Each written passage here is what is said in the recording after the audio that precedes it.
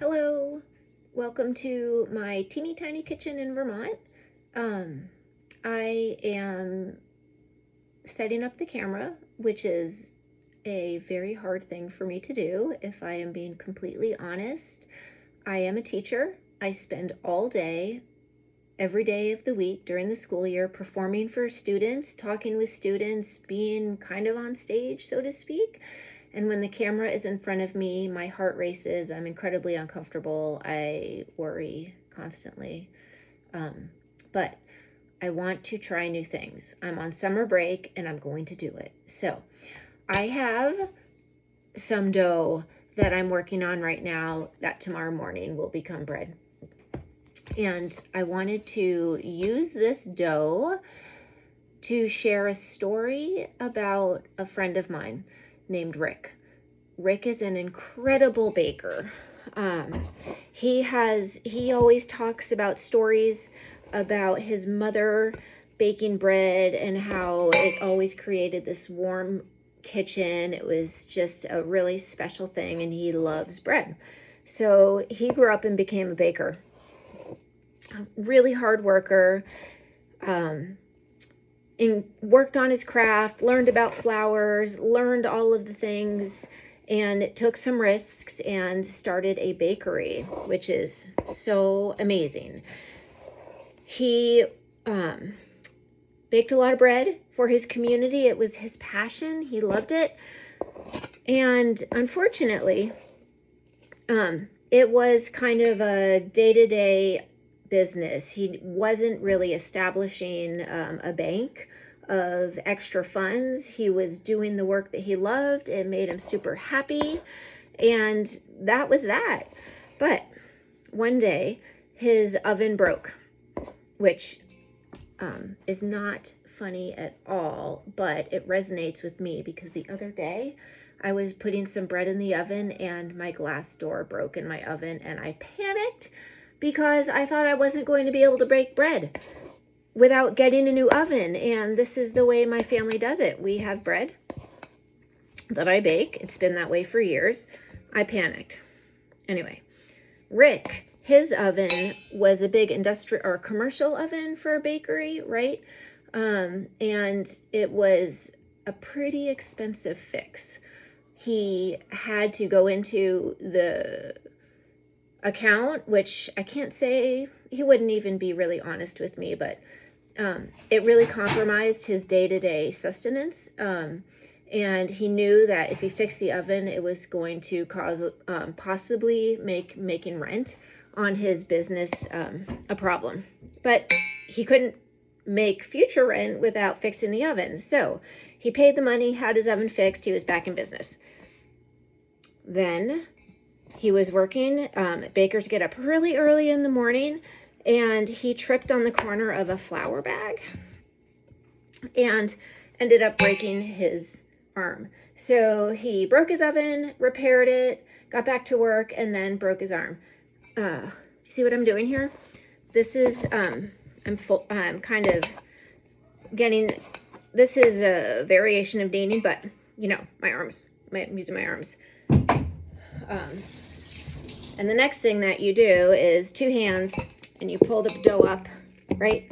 And you fold. And of course, this is for one loaf of bread. Rick is baking for a bakery. So, you know, he's putting out 100 loaves every day for his customer base. It's a lot of dough. He does have mixers, but regardless, you need your arms, right? So Rick suffered two pretty challenging things relatively quickly together or close together. It was a couple weeks in between, but regardless, he hadn't recovered from the oven when he broke his arm. So now he can't bake. He doesn't have any help, and rent is coming due for his business. As the day approaches, the next thing happened is that his rent went up. And now Rick is just in an unbelievably challenging predicament. The bakery is his source of income.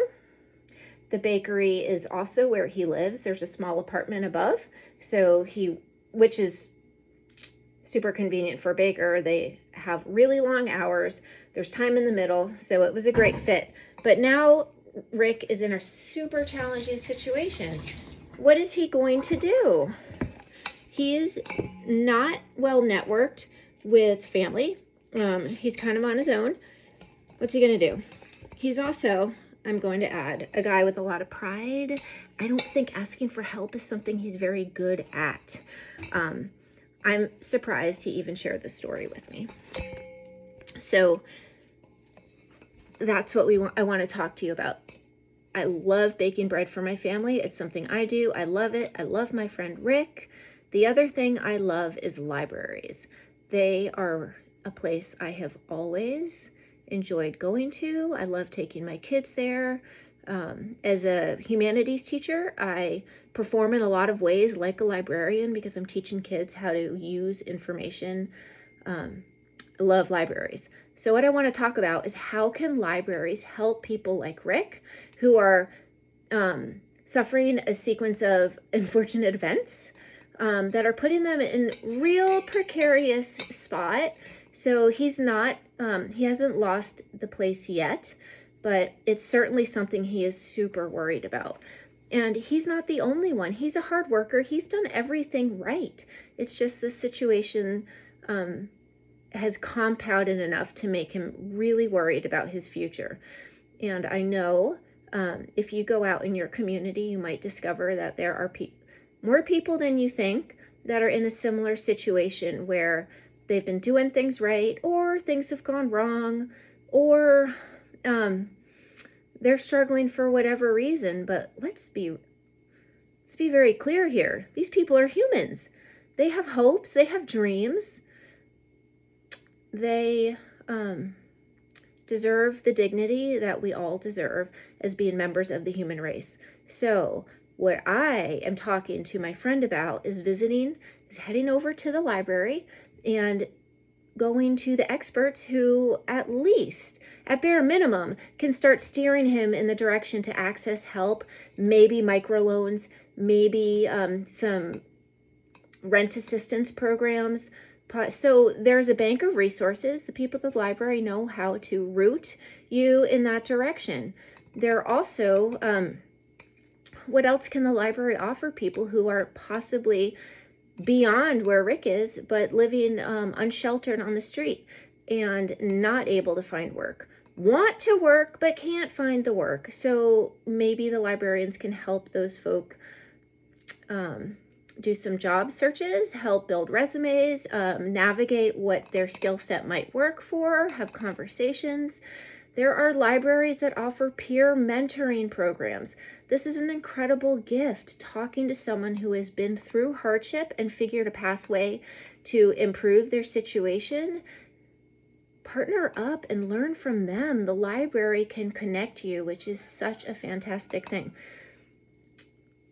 The library can offer warmth when it's cold out, and not here in Vermont. Our library is not air conditioning, so I don't think I would tell you to go in there to cool off in the heat. But there are trees in the pavilion with shade. So, it's a free public space. You have access to safety. You have access to dignity and bathrooms.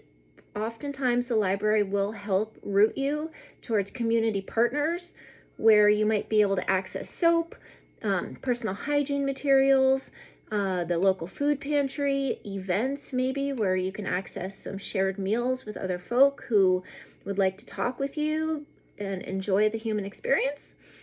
So I think that for us here in Vermont, where I am, way up close to Canada, but not quite in Canada, we have a lot of libraries, but not a lot of programs yet.